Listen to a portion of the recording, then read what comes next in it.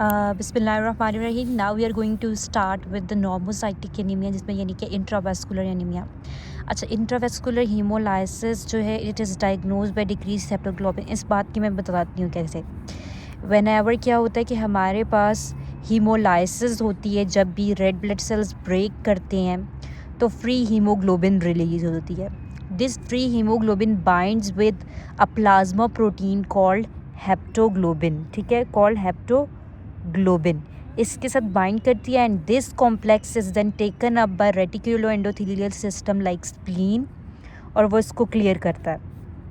तो हेप्टोग्लोबिन जो है वो प्लाज्मा में डिक्रीज हो जाती है, ठीक है। So intravascular haemolysis is diagnose by decreased haptoglobin, ठीक है। फिर ये ऐसे बताया हुआ है कि एक हमारे पास 21 ईयर ओल्ड मैन आता है विद बिलीरुबिन लेवल उसका 3.6 है, ठीक है। स्क्लेरल एक्ट्रेस है और लो हेप्टोग्लोबिन लेवल्स। तो हेप्टोग्लोबिन क्यों कम हुआ है? क्योंकि वो हीमोग्लोबिन से बाइंड करके रिमूव हो रहा है। तो इसका मतलब क्या है कि ये इंट्रावेस्कुलर हीमोलाइसिस हो रही है। So intravascular haemolysis is diagnose by absence या डिक्रीज हेप्टोग्लोबिन इन प्लाज्मा, ठीक है। अब फिर ये वही बात बताई हुई है कि अब यही अगर जो है अब हेप्टोग्लोबिन जब ख़त्म हो जाएगा तो फ्री हीमोग्लोबिन फिर यूरिन में निकलने लग जाएगा, ठीक है। एक haemoglobin liberated due to haemolysis would start excreting in urine after a plasma protein become saturated and with free haemoglobin. तो वो प्लाज्मा प्रोटीन कौन सी है? Haptoglobin. Which of the following protein जो बाइंड करती है, which of the following protein binds haemoglobin in the plasma? तो वो हेप्टोग्लोबिन है, ठीक है। हेप्टोग्लोबिन भी किस पार्ट से? हीमोग्लोबिन का जो आयरन वाला पार्ट होता है ना, उसके साथ जाकर हेप्टोग्लोबिन बाइंड करती है, ठीक है।